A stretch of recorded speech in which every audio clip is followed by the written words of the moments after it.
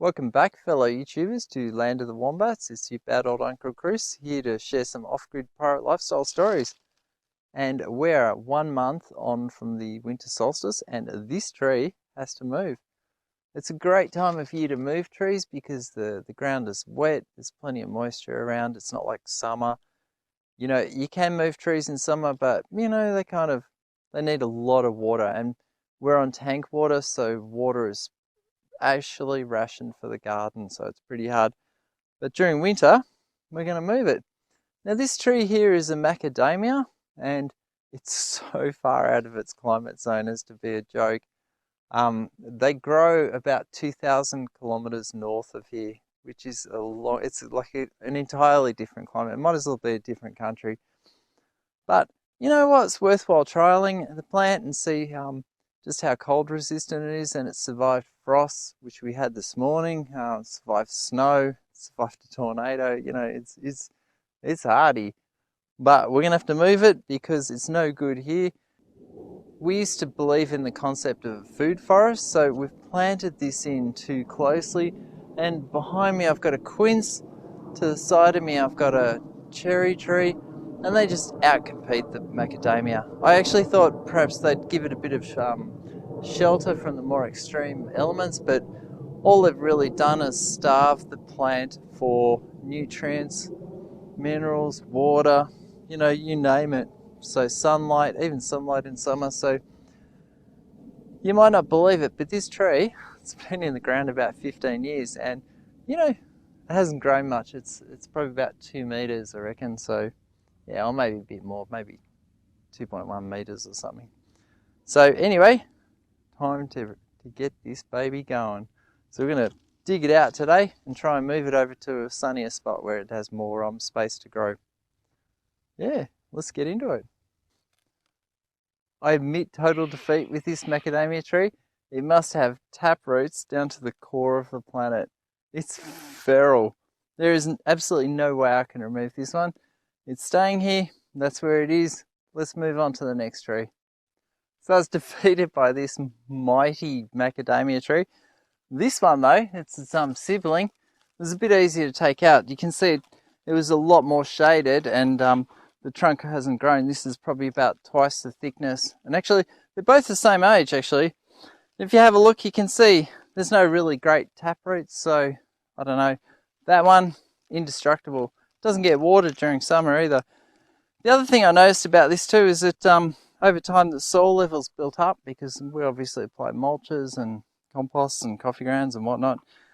And probably I need to raise the crown of this just a little bit higher in the ground. So what we're going to do is cut back some of all of these, probably just leave this leading one, this leading trunk, and cut back all these side bits because it's probably damaged. It's probably in a bit of probably not feeling the best right at the moment. And we'll go and put it in a sunnier spot down there, and it'll grow much better, I reckon. I dug a hole for the macadamia and it's ready to go in the ground. It's got a deep hole, probably about 2 foot deep. Broke up all the soil underneath it to make sure it's nice and loose and well drained. Drainage here is pretty good. Like I said, we're going to probably keep this trunk and cut off all the rest of these, but super easy to do. All you do, backfill soil, seriously. It's not much harder than that. And just make sure it doesn't fall over. Yeah, that's the hard bit. Trees aren't meant to grow on this side. Here we go. It's a bit easier. Now, broken up all the grass around it as well too. The worms will eat them. There's plenty of worms are found in here as well too. So we grew potatoes in here last year. So now I'll pull it upright. I reckon that looks about upright. Stomp it down, and what that does is it gets the capillary action of the soil working again, but I'll keep it loose around here. And on the lower downhill side, I'll stomp it a bit harder because water will collect there in rainfall. Already got a curious kelpie here. And since I've moved it and probably put it into a lot of shock, this is seaweed solution. And it's 10 litres, which is about 2.5 gallons. And we'll just slowly feed that onto the tree. And it should get started. back up the soil behind it to create a bit of a drainage mound to make sure that the water doesn't just run over land. That's looking neat. This grass, you can just flip it upside down. Flip it upside down will give the worms something to eat. You always want that. They turn organic matter into plant-soluble minerals. And